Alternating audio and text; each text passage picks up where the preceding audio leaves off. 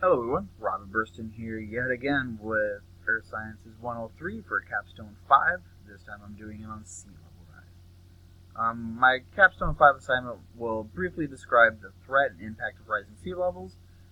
And as with Capstone 3, I live in Minnesota, so the threat and impacts of sea level rise is absolutely zero. Therefore, this assignment is going to focus on, you guessed it, good old Long Island, New York.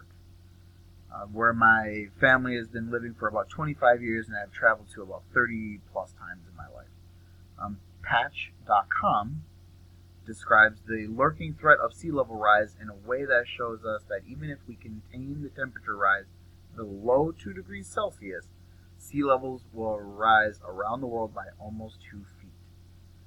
This rise will put most coastal shorelines at risk, as well as threatening many human lives at the same time. There will be some part of the island or some parts of the islands that will be decimated by a 2-foot sea level rise. Long Island and Fire Island, which is this stretch of, it's essentially just a big sandbar right outside on Long Island,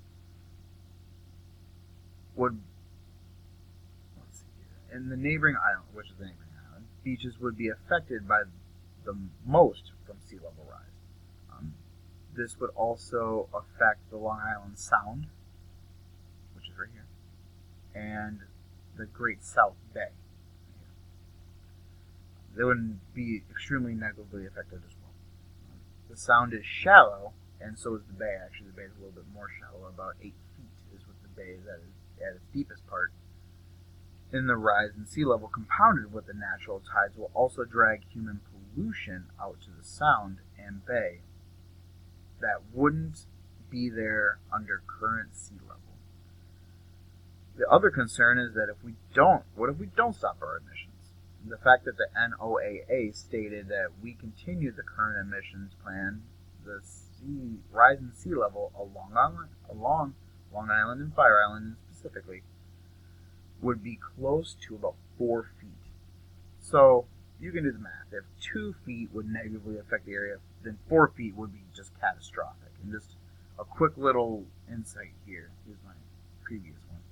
All of this, actually about to where my mouse is, all of this would literally be just underwater at that point. And there's, as you can tell, there's these canals and rivers and everything else. Like all of this would be flooded for a 4-foot rise. It would be just drastic. It really would.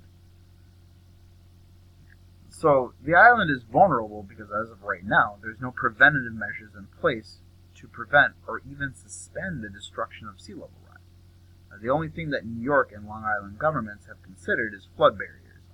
And one of the examples of flood barrier was actually in Patchogue. This is a very big developing town, so they want to kind of save it. And this would close off marinas and everything else like that. This is what they've already tried to think about and considered, but nothing has been started. And the flood barriers just prevent the flooding in residential areas, not the destruction along the shore. The flood barriers doesn't do anything for the shore.